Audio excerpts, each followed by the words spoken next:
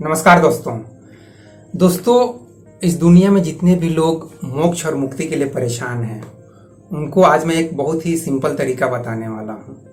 Actually जैसा कि हम समझते हैं और बड़े बड़े मोटिवेशनल स्पीकर्स भी ऐसा बताते हैं कि इस धरती पर 98% या 95% जो लोग हैं ना, वो एक तरह से आलसी हैं, मेहनती नहीं है वे ज़्यादा, क्योंकि वो करोड़पति नहीं बन पाते हैं, करोड़ों रुपया नहीं कमाते हैं, वो ज़्यादा दिमाग से तेज नहीं है। तो वैसे जितने भी लोग हैं, मतलब अगर देखा जाए दुनिया की पॉपुलेशन के हिसाब से, अगर 800 करोड़ पॉपुलेशन है तो लगभग 750 करोड़ लोग आलसी और इसी टाइप के हैं। इनको आलसी, निकम्मा, इस टाइप के हम बोल सकते हैं। उसी लेवल में मैं भी कुछ एक आदमी हूँ, क्योंकि मैं भी कुछ ज़्यादा सक्सेसफुल नहीं हूँ, मैं भी करोड़ों नहीं कमा रहा हूँ और ना ही मैं कोई ज़्यादा महान लोगों में हूँ।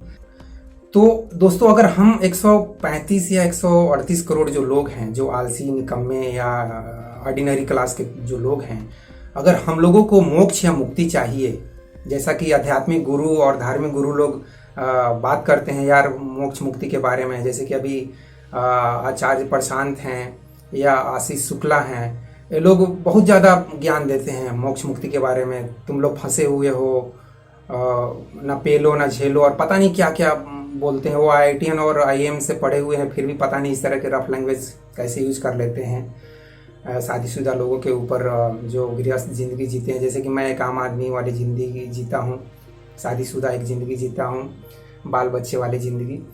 तो ऐसे ही लोगों के ऊपर वो कमेंट कर देते हैं आचार्य प्रशांत कि ना पेलो ना झेलो। मुझे बुरा लग जाता है यार, ये कौन सा तरीका है बात करने का, आम आदमी का अजीब तरीके से मजाक उड़ा रहे हो।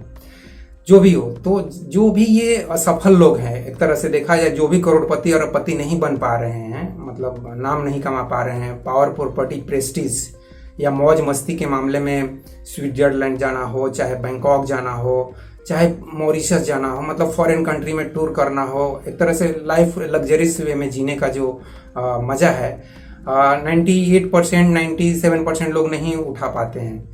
तो जो ऐसे लोग हैं असफल लोग, उनसे मैं यह कहना चाहता हूँ कि दोस्तों, अगर आपको मोक्ष और मुक्ति चाहिए तो उसका बहुत ही सिंपल उपाय है।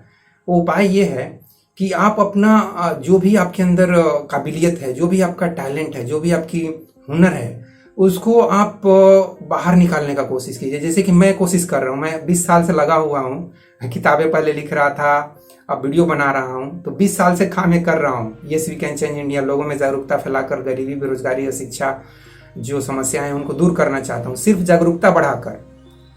मुझे ऐसा लगता है कि जिस तरह से मैं जिंदगी जी रहा हूँ, जिस समझ के साथ जिंदगी जी रहा हूँ, उस समझ के साथ अगर लोग जिंदगी जिए तो ये जो भी समस्याएं हैं, गरीबी, बेरोजगारी, अशिक्षा, ये सभी दूर हो सकती हैं। तो उसी समझ को मैं लोगों के साथ शेयर करना चाहता हूँ और उसी कोशिश में मैं पिछले 20-22 सालों से लगा हुआ हूँ।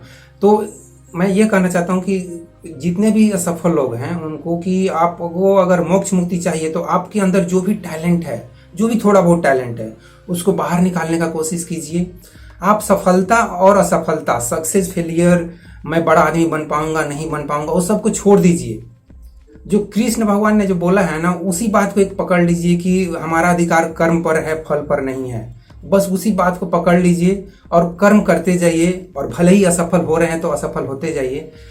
असफल होने का यह फायदा होगा दोस्तों कि आप मान लीजिए कि आप मरते हैं। कृष्ण भगवान आत्मा की बात करते हैं, और आत्मा में, अगर आपको आत्मा परमात्मा में थोड़ा भी विश्वास है तो आप ये कल्पना कीजिए कि जब आप मरते हैं और मरने के बाद आपकी आत्मा, मतलब आपकी आत्मा, या आप जो भी समझिए, जब आप मेडिटेशन स्टेट में जाएंगे, थोड़ा आध्यात्मिक अनुभव करेंगे, तो आपको मालूम पड़ेगा कि आप और आत्मा अलग अलग चीज़ें नहीं है, बल्कि आप ही आत्मा है।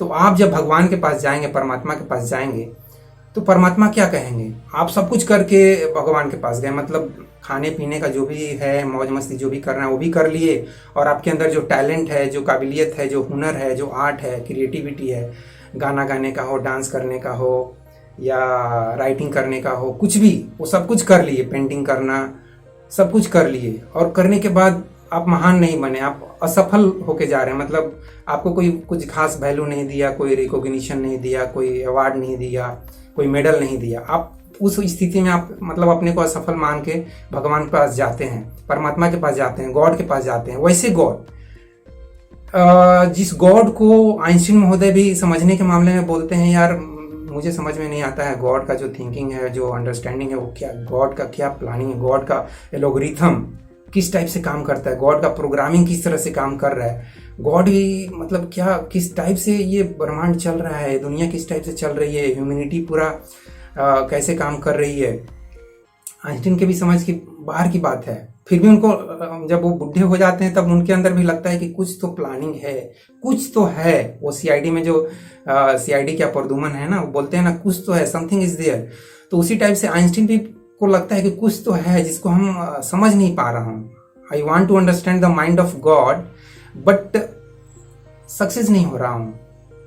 तो सोचिए कि आइंस्टीन जैसा इंटेलिजेंट आदमी जो दुनिया के टॉप मतलब टॉप में काउंट होते हैं, टॉप 3 में, अगर Einstein, Newton, Leonardo da Vinci, Stephen Hawkins, इस तरह के जो हाईली इंटेलिजेंट लोग हैं, वो भी गॉड के मामले में थोड़ा सा बोलते हैं कि मैं तो यार 1% भी पता नहीं समझ पाता हूँ कि नहीं गॉड के माइंड को।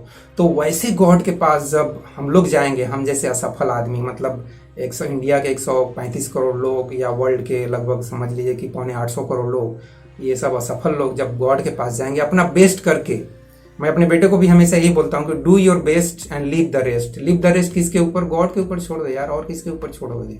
अपने बेटे के ऊपर थोड़ी ही छोड़ोगे कि बेटा तुम मेरा इतना किया, 50% किया, तू 50% कर दे। नहीं नहीं, वो किसी के ऊपर नहीं छोड़ने का, सिर्फ गॉड के ऊपर छोड़ देने का। हाथ जोड़ के अंत में बोल देना है कि भगवान मेरे से इतना ही हुआ। जैसे कि मुझे एक स्टेटमेंट याद आता है लियोनार्डो डा विंसी का, वो इंग्लिश में स्टेटमेंट है जिसका मतलब कुछ ऐसा है कि वो बोलते हैं कि भगवान मुझे माफ़ करना, मैं बहुत अच्छा कर सकता था। मतलब आज से करीब 400 या 350 साल पहले, मतलब वो दुनिया को भी हाईएस्ट इंटेलिजेंट लेवल के आदमी हैं, वो बोलते हैं कि भगवान मैं जो ड्राइंग है, मतलब उतने साल पहले वो एरोप्लेन या हेलीकॉप्टर के डिज़ाइन बना दिए, पूरा शरीर का अंदर का जो हमारा हार्ट, लीवर, किडनी सब के स्ट्रक्चर वो बना दिए। और इतना मतलब वो इंटेलिजेंट आदमी थे। उनकी पेंटिंग है मोनालिसा, काफ़ी फेमस है, आप भी नाम सुने होंगे।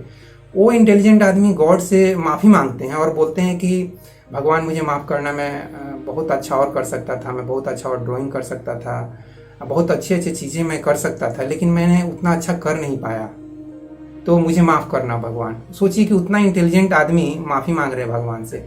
तो ये जो 98%, 97% ऑर्डिनरी आदमी, मेरे क्लास के आदमी, इन लोगों का क्या है यार? आप लोग आराम से, आपको भगवान माफ़ कर देंगे यार, वो तो आप ऑर्डिनरी हो ही। तो आप अगर भगवान के पास, मरने के पास जाते हो, मरने के बाद जब आप परमात्मा के पास जाएंगे तो परमात्मा को बोल दीजिए आप क्लियरली कि प्रभु मेरे से जो कुछ भी हो सका, मेरे अंदर जितना भी मुझे लगा कि मेरे अंदर टैलेंट है, क्रिएटिविटी है, वो मैंने सब कुछ किया, लेकिन इससे ज़्यादा मैं कुछ कर नहीं पाया, और मुझे लगता भी नहीं कि मुझे अगर दोबारा भी पैदा करेंगे तो मैं कर पाऊंगा। तो दोस्तों, जब इस तरह से आप भगवान से, परमात्मा से या गॉड से इस तरह से अगर आप बोलते हैं कि मुझे जितना भी हो सका, मेरे अंदर जितना भी आपने टैलेंट दिया था, आर्ट दिया था, क्रिएटिविटी दिया था, वो सब कुछ मैंने करने का कोशिश किया, लेकिन इससे ज़्यादा मैं कुछ कर नहीं पाया। अब आप अगर मुझे दोबारा भेजना चाहते हैं तो भेजिए, मुझे कोई तकलीफ नहीं है, लेकिन मैं फिर जाऊंगा और वहाँ खाऊंगा, पीऊंगा, ऐश मौज करूंगा, आमिर खान की तरह वही गाना गाऊंगा, हाथी क्या खंडाला। तो इस तरह से भगवान से जब आप फ्रैंकली बात करेंगे, ओपनली बात करेंगे, फ्रेंडली बात करेंगे, तो भगवान भी बोलेंगे यार इसको क्यों दोबारा पैदा करना है, बोलिए रहा है कि हम सब कुछ कर दिए। अब भगवान तो किसको भेजेंगे इस धरती पर? उसको भेजेंगे ना, कि जो इंटेलिजेंट आदमी को भेजेंगे। लाइक आज के डेट में देखा जाए तो आइंस्टीन की ज़रूरत है, न्यूटन की ज़रूरत है, स्टीफन हॉकिंस की ज़रूरत है, या गौतम बुद्ध की ज़रूरत है, महावीर की ज़रूरत है, गुरु नानक जी की ज़रूरत है, श्री कृष्ण की ज़रूरत है। ऐसे ऐसे इंटेलिजेंट लोगों की धरती पर ज़रूरत है भाई। लियोनार्डो डा विंसी की ज़रूरत है, पिकासो की ज़रूरत है, किशोर कुमार की ज़रूरत है। पूरा माहौल को थोड़ा खुशनुमा बना देंगे अपने संगीत से, अपने गाने से। तो ऐसे लोगों की ज़रूरत है यार। हम जैसे ऑर्डिनरी लोगों की कोई इस धरती पे इतनी ज़्यादा ज़रूरत नहीं है। हम लोग तो फालतू में इतने भीड़ लगा के रखे हुए हैं। हम लोग भगवान से कभी जाके बोलते नहीं हैं कि भगवान हम अपना बेस्ट करके आ गए, अब आप सोच लीजिए कि मैं जाऊँगा तो फिर वही खाऊँगा, पीऊँगा, ऐश मौज करूँगा, और फिर आप बोलेंगे कि ये क्या नालायक को फिर से भेज दिया। तो इस तरह से अगर आप अपना बेस्ट करते हैं तो निश्चित रूप से भगवान आपसे खुश हो जाएंगे कि यार ये अपना बेस्ट कर दिया। ये क्रिकेट की भाषा में समझ लो तो ये 0 या 1 रन पे ही आउट होके आ रहा है पेवेलियन से वापस।